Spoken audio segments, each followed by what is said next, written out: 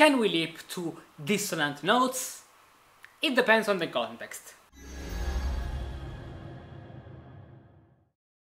Welcome to this new video. I'm Ricardus, a Musicus Practicus, and today let's answer one very interesting question by one of you, a Musicus Practicus of the Partimento method, studying the Partimento method. We are here in stage number 2, and there are some exercises called say and play.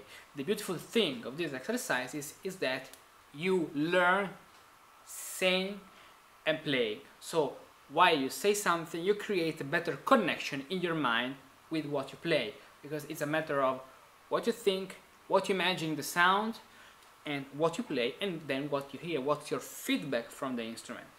And over these exercises, for example, just parallel thirds, you can put many diminutions, a lot of diminutions. For example, or triplets. But there are some diminutions that, for their shape, implies a kind of leap to a dissonant note. Let's see an example. Theophile asks, "Hello, I noticed that we often use diminutions with a leap of a fifth in the prototypes." So prototypes are the same play exercises. But isn't it contradictory with the idea to not leap to a dissonance? When we are in Re, I think Re major, Re M, if we leap the Fa to connect the Do, it creates a Re-Do dissonance.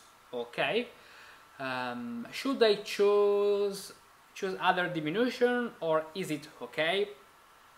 It's talking about the diminutions PDF you have in the Partimento method. So how to choose a diminution? You have to consider the horizontal context. For example, let's go here in the full access, but you have also this in the free access.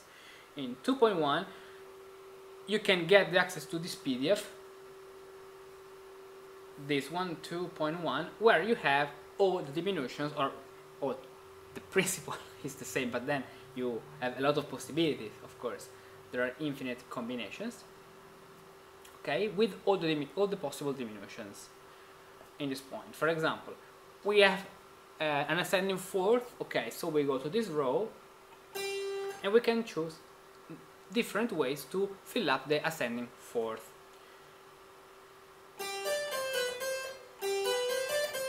Or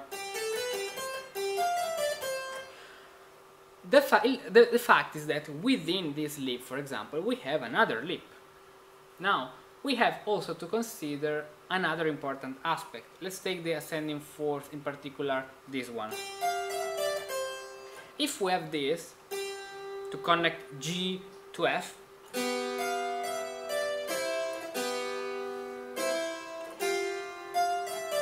the point is that this leap should be consonant to the chord, at least. Now, there are other exceptions. There are a lot of things. Since we are musici pratici and we want to go in depth in any situation, not just doing things just because they have to be done this way, let's analyze the example provided by our musicus Theophile, and let's understand the point. Okay, let's open it. Open this way. We have this example, F major, and he says this is a seventh.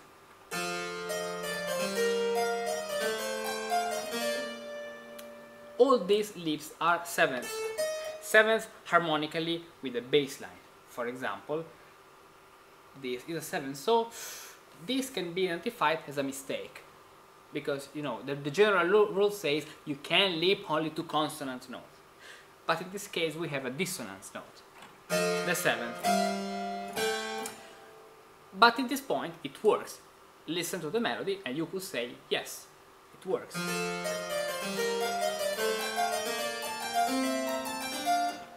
So the question is why? We have two possibilities. We can understand these two points of views. The first one consists in imagining a note an octave higher.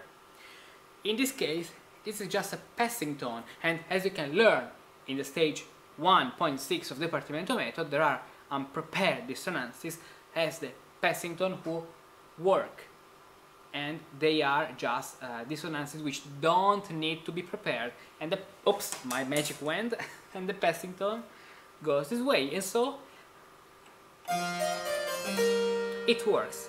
I know you are starting on a third and you can't do this because they are parallel octaves, but it's in the air. Imagine, for example, to do something like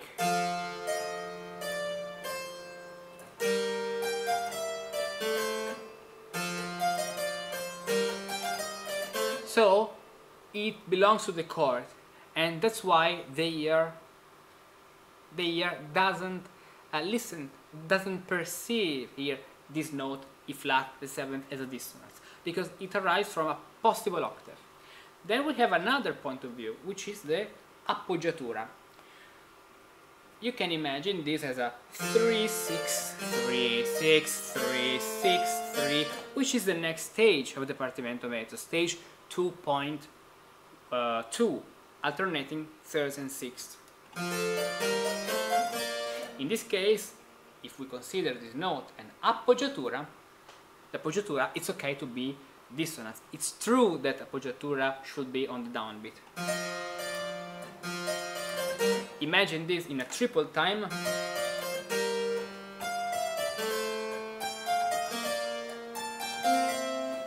It's an appoggiatura. So there are some cases when the appoggiatura exceptionally can be on the previous upbeat. So in this case we have two possible point of views which make this note or a passing tone or an appoggiatura, and in both cases the appoggiatura and the passing tone are in the right position following the right rules. Go to the Partimento method because chapter 1 and 2 are totally free, and in chapter 1, in stage 1.6, you can learn all about unprepared dissonances, so how the passing tone, appoggiaturas, escape tone, and passing tone, appoggiatura, escape tone, anticipation, and the last one is the oh my god, anytime when you have to count something, there's always one missing. Passing tone, appoggiatura, anticipation, escape tone, and neighbor tone. So like a mordant. You can learn all of this in stage 1.6, and this is an exercise you can also do in stage 2.1 about parallel thirds scale, because parallel thirds scale are more than parallel thirds, and I want to show you how you can create something very beautiful from a parallel third scale, but I'll do this in another video. So the answer, the final answer to this very beautiful question, and this is the very beautiful thing of the Partimento method, that when you have a question, when you have something which can be interesting not only for you but for all the people studying this, your answer, your question becomes a very important part of the Partimento journey, because you learn from other people. The question is an opportunity for me to explain other things about which you may have some curiosities or things you want to learn more in depth, like this. So the answer is yes, you have to consider if there are some other possible ways to understand and to view that point, that note, that position in a wider context. In this case we have the appoggiatura, the possibility of the appoggiatura or the passing tones. So join the Partimento method now, you can find the link in the description, and start your journey. And God said, "Let there be light," and there was light. In many religious traditions, God gave man the power to name. Name things, name animals, name your peers. With words you can destroy and you can create. With words you can hurt and you can comfort. With words you can manipulate reality or describe it as best you can. One of the most powerful exercises you can do to compose your own music is to say what you play. You can say the intervals you play, you can say the letters you play, you can say the solmization syllables you play. This is exactly what you will do in the say and play exercises in the Partimento method. With the powerful say and play exercises, playing various patterns such as Romanesca, tight bass, windfall will be like recalling magical powerful spells. You think of the pattern, you say it, and the magic is done. Let there be third and sixth, and there was third and sixth.